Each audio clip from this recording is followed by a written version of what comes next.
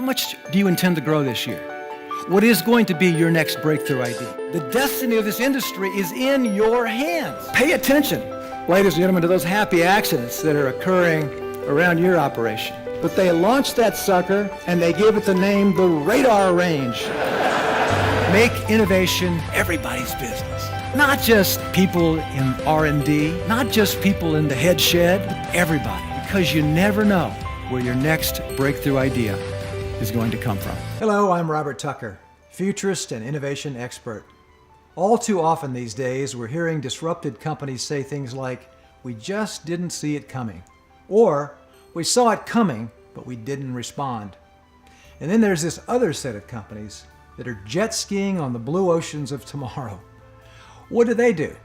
What makes those guys so smart? Well, they spotted a trend early and took action, and you can too.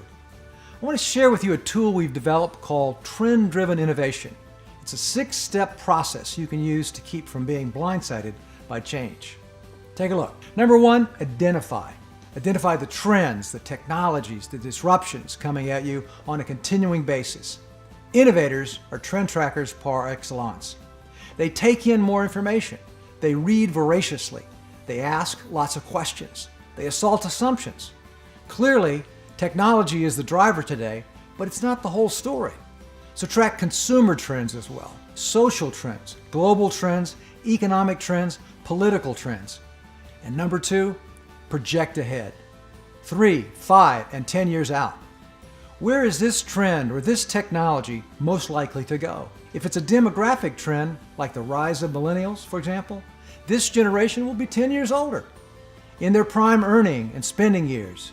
If it's a technology trend, apply Moore's Law, which holds that computing power doubles every 2 years. Technology trends are now happening at an exponential rate, so take this into account as you project out ahead. And number 3, think about the big picture impacts. The impacts of the trend, the technology, the disruption. Ask yourself, who's going to be affected here? Who's going to win? Who's possibly going to lose? Take driverless cars, for example. 5 years ago, where were they? Now, they're a dead certainty. In fact, early versions are already here. So what's the impact going to be? If you've got young children, they may never need a driver license. And millennials, young people, may choose not to ever own a car. They'll order a ride with their phone and win it if they need one. And how about auto insurance companies? With fewer and fewer claims, what happens to them? And what will our roads and transportation systems need to do differently?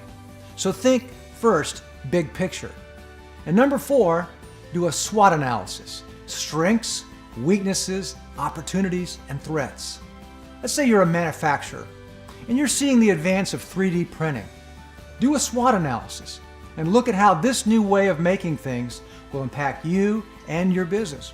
Is it going to be a strength, a weakness, an opportunity, or a threat? And number 5, benchmark early responses to the trend. In today's wired world, the minute you identify something, somebody somewhere, maybe right in your backyard, is probably already doing something with it, and you need to know about it. And finally, number 6, embrace what I call the opportunity mindset. Lay out your findings on the table, and then get the creative juices flowing. Challenge yourself with a series of questions. How might we capitalize on this trend? How can we add value to our customer? And if it's a disruption bearing down on you, the question might be, how can we take these lemons and make lemonade? In today's world, it's all too easy to get blindsided by change. But by incorporating this 6-step formula into your approach, you can profit with the best of it.